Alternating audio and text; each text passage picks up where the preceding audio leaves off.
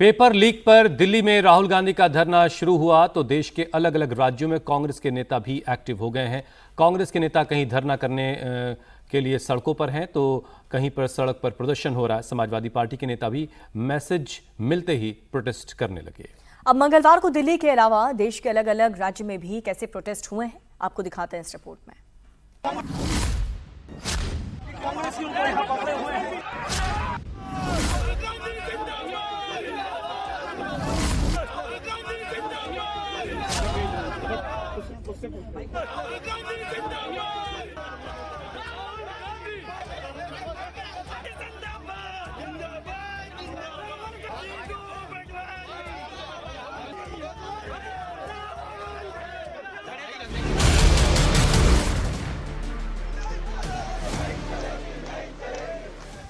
दिल्ली में राहुल गांधी ने कमान संभाली।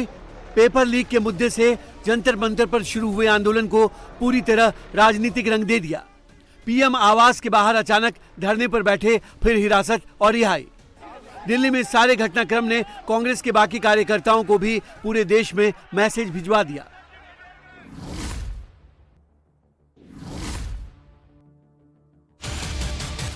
देखते ही देखते दिल्ली से शुरू हुए कांग्रेस के आंदोलन की देखा देखी देश के दूसरे हिस्सों में भी कांग्रेस के नेता और कार्यकर्ता सड़कों पर उतर आए। किसी ने विधानसभा तो किसी ने सीएम के ऑफिस के बाहर धरने की कोशिश करनी शुरू कर दी।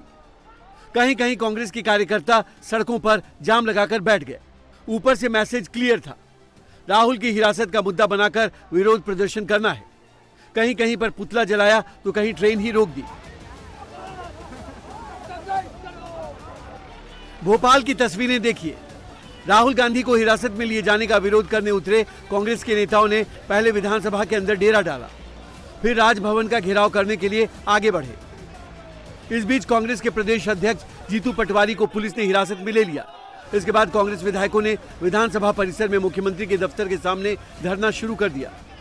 कांग्रेस के लीडर कैलाश विजयवर्गीय के बयान पर इस्तीफे की मांग भी कर रहे हैं।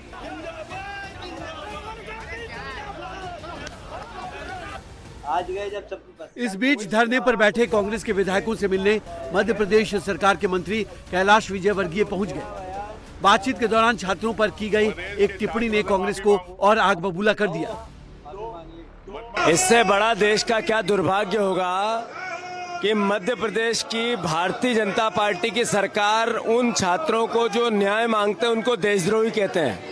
मुझे फक्र है, गर्व है मेरे विधायकों पे, नेता प्रतिपक्ष जी के निर्णय पे कि जिन्होंने हमारे बेटे बेटियों को जिन्होंने राजद्रोही कहा, वो जब तक माफी नहीं मांगेंगे सदन में सोएंगे हमारे विधायक। कैलाश विजयवर्गीय हर बार देश का अपमान करते हैं। वापस परीक्षा कराई, उसमें लगभग 21 लाख बच्चे बैठे और बैठकर उन्होंने परीक्षा दी और उसमें से बहुत सारे बच्चों का एडमिशन भी हो गया।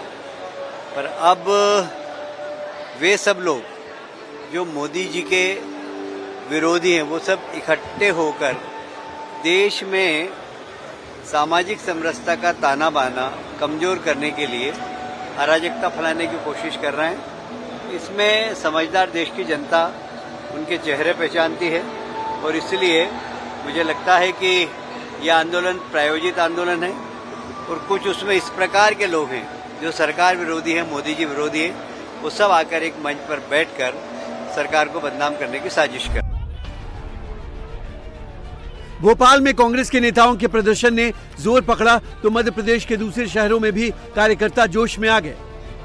ये 3 तस्वीरें मध्य प्रदेश के अलग अलग शहरों की हैं। हर तस्वीर में कांग्रेस के कार्यकर्ता और स्थानीय नेता हैं। केंद्र सरकार और बीजेपी के खिलाफ नारेबाजी हो रही है। लंबे समय से सत्ता में बाहर कांग्रेस के नेता इस मुद्दे को संजीवनी की तरह देख रहे हैं, इसलिए दिल्ली से मैसेज आते ही सब सड़कों पर आ गए। दिल्ली में 2 दिन से राहुल गांधी और अखिलेश की जुगलबंदी चल रही है। मंगलवार को राहुल गांधी को हिरासत में ले लिया गया।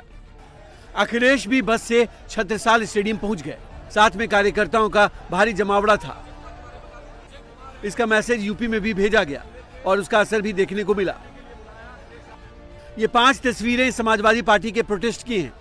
दिल्ली में अखिलेश यादव लीड कर रहे थे तो लखनऊ में नेता प्रतिपक्ष माता प्रसाद पांडे समर्थकों को लेकर सड़क पर उतर आए। प्रदेश के दूसरे शहरों में भी मैसेज पहुंच गया। मैनपुरी, प्रयागराज, अयोध्या, हर जगह समाजवादी पार्टी के नेता एक्टिव हो गए और केंद्र सरकार के खिलाफ नारेबाजी शुरू कर दी।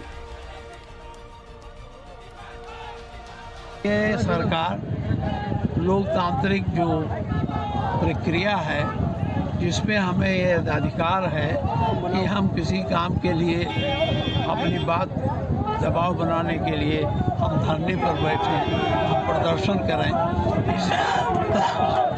सरकार को बहुत अधिक हस्तक्षेप की जरूरत नहीं पड़ती। हम अपनी बात मनवाने के लिए इस तरह कार्रवाई करते हैं।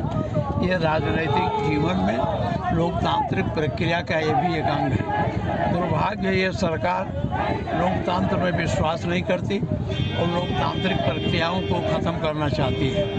इसलिए ये इस तरह से अधिनायकवादी रवैया अपनाकर सबको पकड़ के बंद कर।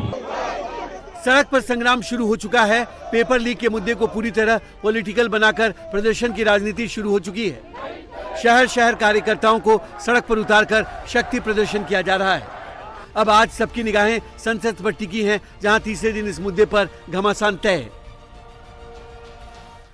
नीट पेपर लीक मामले को लेकर के दिल्ली के जंतर मंतर पर चल रहे कॉकरोच जनता पार्टी के प्रदर्शन का आज 32वां दिन है। छात्र अपनी मांग को लेकर के लगातार डटे हुए हैं, तो वहीं कॉकरोच जनता पार्टी के फाउंडर अभिजीत दीपके ने यह आरोप लगाया है कि सरकार ने उनका समय बर्बाद कर दिया। दीपके ने यह कहा कि हमारे प्रतिनिधि मंडल को बुलाया गया और उन्हें जेपी नड्डा के घर पर नजरबंद कर दिया गया है। ऐसे में वो सरकार से बातचीत करने नहीं जाने वाले। अब सरकार को बातचीत के लिए जंतर मंतर पर ही आना होगा। वहीं सीजेपी के प्रदर्शन का मामला अब कोर्ट भी पहुंच चुका है। दरअसल दिल्ली हाईकोर्ट में एक याचिका लगाई गई, जिसमें सोमवार को हुए संसद मार्च के दौरान दिल्ली पुलिस की कार्रवाई को लेकर सवाल उठाया गया है। प्रदर्शनकारियों के खिलाफ बल प्रयोग का आरोप लगाया गया और मामले में तत्काल सुनवाई की अपील की गई, जिसके बाद कोर्ट ने तत्काल सुनवाई से इनकार कर दिया है। अब चीफ जस्टिस जी.के. उपाध्याय और जस्टिस तेजस की बेंच ने याचिकाकर्ताओं से ये कहा कि कोर्ट को इन सब चीजों में न घसीटें। बेंच ने कहा है कि मामले को सुनवाई के लिए बुधवार को लिस्ट किया जाएगा।